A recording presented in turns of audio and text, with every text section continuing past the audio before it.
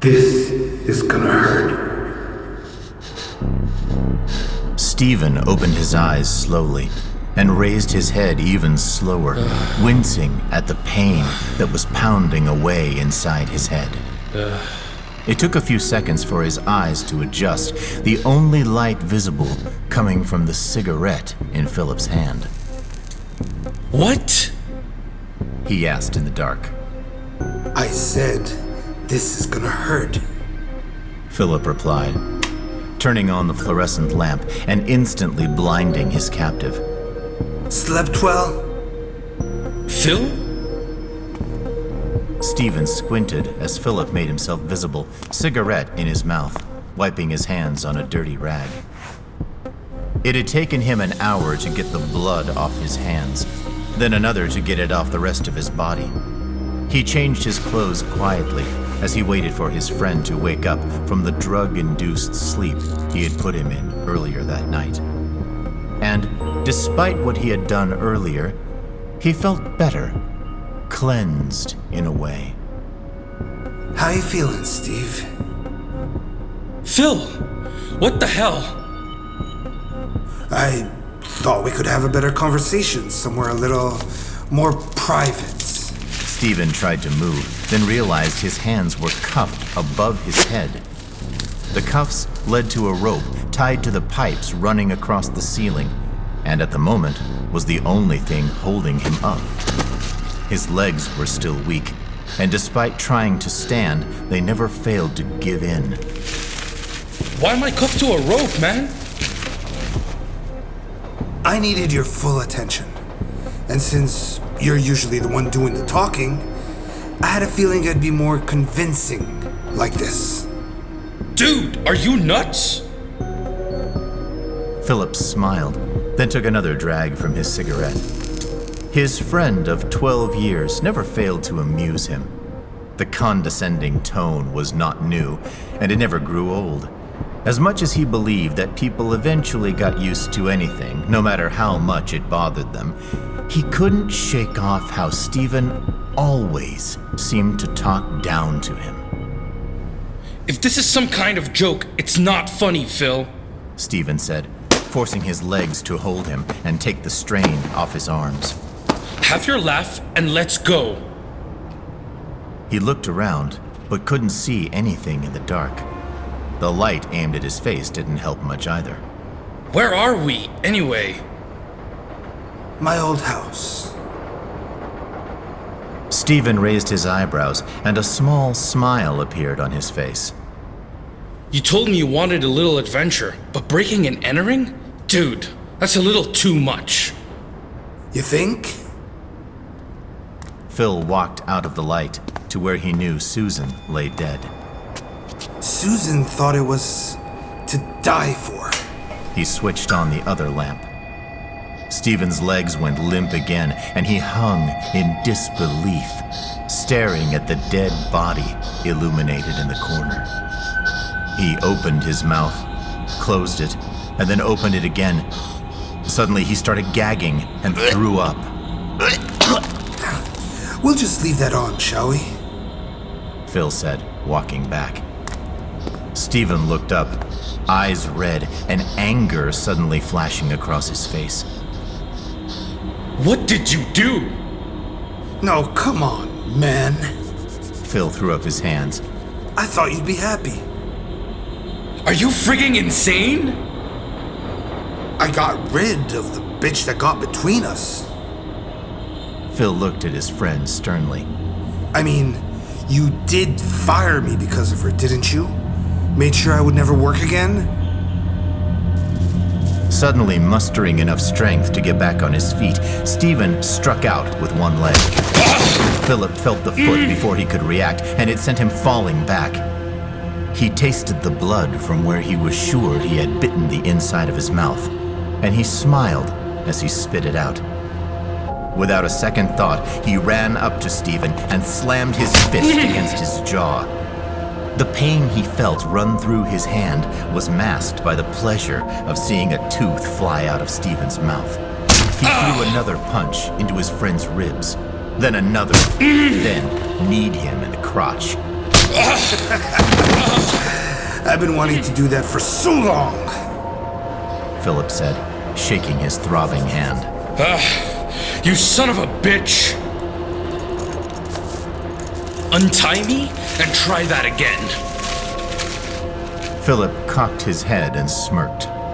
Funny. She said the same thing before I smashed her head in. I guess you guys were meant for each other after all. Stephen spat at him, missed, and was rewarded with another punch to the side of his head. Yeah, she tried that too. Stephen coughed, gagged, and then pushed himself to his feet again. Philip watched him steal a glance at Susan's dead body, wince, and turn away. You're a friggin' lunatic, he whispered, almost as if to himself. Philip lit another cigarette and watched as his friend's head sank, followed by his entire body. He hung there for a few seconds, making feeble attempts to stand again before giving up. Philip could hear him start to sob, and for a split second, felt sorry for him. It's not every day you find yourself hanging from a ceiling and looking at your dead lover's body. Get it over with. He heard Stephen whisper. Excuse me? You obviously brought me here to kill me. Actually, I just want to talk.